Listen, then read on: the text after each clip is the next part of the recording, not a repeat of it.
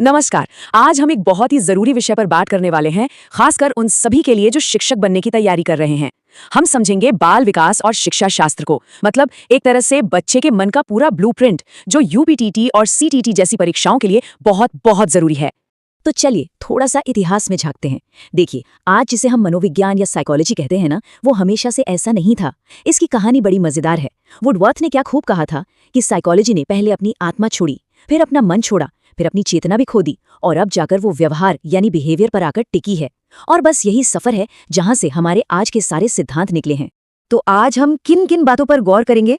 सबसे पहले, बच्चे सोचते कैसे हैं, फिर वो सीखते कैसे हैं, इसके बाद देखेंगे कि उनमें सही गलत की समझ कैसे बनती है, और आखिर में हम हर बच्चे की मदद कैसे कर सकते हैं। तो शुरू करते हैं पहले हिस्से से। इसमें हम बात करेंगे कि बच्चे सोचते कैसे हैं, और यहाँ दो बहुत बड़े नाम आते हैं, जीन पियाजे और लेव वाइगोत्स्की। सोचिए जरा, एक बच्चे की दुनिया आखिर बनती कैसे है? ये सवाल सुनने में तो आसान लगता है, पर है बहुत गहरा। और इसका एक शानदार जवाब मिलता है जीन पियाजे की थ्योरी में।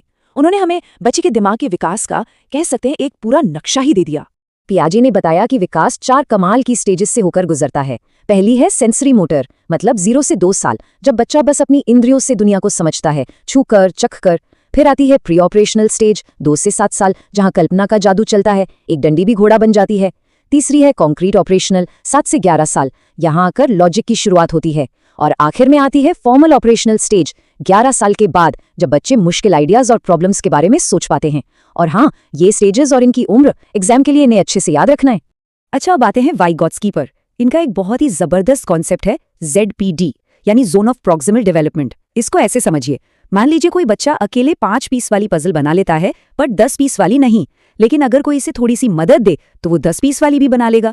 बस ये जो दायरा है ना, जो वो अकेले कर सकता है और जो मदद से कर सकता है, उसके बीच का वही ZPD है। सीखने के लिए ये बिल्कुल सही जगह, मतलब स्वीट स्पॉट है। तो सवाल ये है कि ये मदद होती क्या है? यहीं पर आता है कॉन्सेप्ट स्कैफोल्डिंग का। स्कैफोल्डिंग मतलब वो टेम्परेरी सपोर्ट, वो सहारा जो बच्चे को दिया जाता है। बिल्कुल वैसे ही जैसे कोई बिल्डिंग बनाते समय मचान लगाया जाता है ना, और काम पूरा होते ही उसे हटा लेते हैं। बस यही है स्कैफोल्डिंग। अब एक ऐसे टॉपिक पर आते हैं जो एग्जाम में अक्सर कंफ्यूज करता है। जब बच्चा खुद से बातें करता है तो क्या वो अच्छा है या बुरा? देखिए, यहाँ पियाजे और वाइगोत्स्की की सोच बिल्कुल अलग है। पियाजे कहते हैं कि ये बच्चे की एक लिमिटेशन है। वो इसे ईगो सेंट्रिक स्पीच कहते हैं, मतलब बच्चा सिर्फ अपने नजरिए से सोचता है। लेकिन वाइगोत्स्की के लिए तो ये एक सुपर पावर है। वो इसे प्राइवेट स्पीच कहते हैं और मानते हैं कि बच्चा खुद से बात करके अपने काम को डायरेक्शन देता है, खुद को गाइड करता है। चलिए अब आगे बढ़ते हैं। हमने ये तो देख लिया कि बच्चे सोचते कैसे हैं। अब सवाल है कि वो सीखते कैसे हैं। इसके लिए हमें चलना होगा व्यवहारवादियों यानी बिहेवियरिस्ट्स की दुनिया में। सबसे पहले बात करते हैं पावलोव की। इनकी थ्योरी है क्लासिकल कंडीशनिंग, जो सीखने को एसोसिएशन से जोड़ती है। वो कुत्तों वाला फेमस एक्सपेरिमेंट तो याद ही होगा। कुत्ते के सामने खाना रखो, लार आती है। अब खाने के साथ साथ बार बार घंटी बजाओ। कुछ टाइम बाद क्या होगा? कुत्ता सिर्फ घंटी की आवाज से ही लार टपकाने लगेगा। क्यों?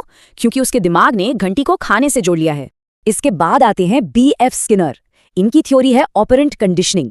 ये कहते हैं कि हम अपने कामों के नतीजों से सीखते हैं। मतलब अगर किसी काम को करने पर कुछ अच्छा मिलता है, कोई रिवॉर्ड मिलता है, तो हम उसे बार बार करते हैं, और अगर पनिशमेंट मिलती है तो उस काम से बचते हैं। एकदम सीधी सी बात। लेकिन स्किनर की थ्योरी में एक चीज है जो अक्सर सबको कंफ्यूज करती है, नेगेटिव रीइंफोर्समेंट। इसको समझने के लिए ये लाइन याद रखिए, पेन है पर क्या है? गेन है। चलिए बताती हूँ इसका क्या मतलब है। सबसे बढ़िया उदाहरण है सुबह का अलार्म। अलार्म की आवाज कितनी इरिटेटिंग होती है ना? वो है पेन। अब जैसे ही आप उठकर उसे बंद करते हैं, वो बुरी आवाज हट जाती है। इससे क्या होता है? आपके टाइम पर उठने की आदत और मजबूत होती है।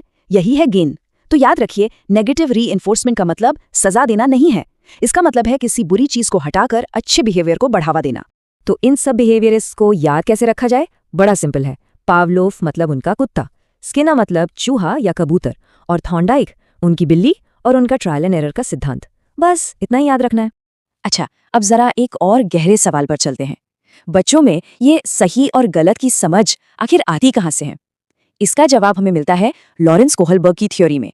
कोहलबर्ग की पूरी थ्योरी को बस 2 नंबरों से याद रख सकते हैं, 3 लेवल और 6 स्टेजेस, मतलब हर लेवल में 2-2 स्टेज। लेकिन यहाँ एक एग्जाम वाला ट्विस्ट है जिसमें बहुत लोग फंसते हैं। सवाल में लेवल पूछा गया है या स्टेज? अगर लेवल पूछे तो जवाब है 3, और अगर स्टेज पूछे तो जवाब है 6। ये छोटी सी बात 1 नंबर पक्का करा सकती है। कोहलबर्ग ने लोगों को नैतिक दुविधाएं देकर अपनी थ्योरी बनाई। उनकी 3 लेवल्स हैं। पहली है प्री कन्वेंशनल, जहां सही गलत का फैसला सजा और इनाम से होता है।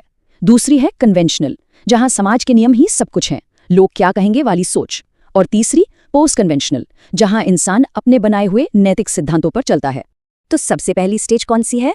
वो है आज्ञा और सजा वाली स्टेज। यहाँ बच्चे के लिए मोरालिटी का फंडा एकदम क्लियर है।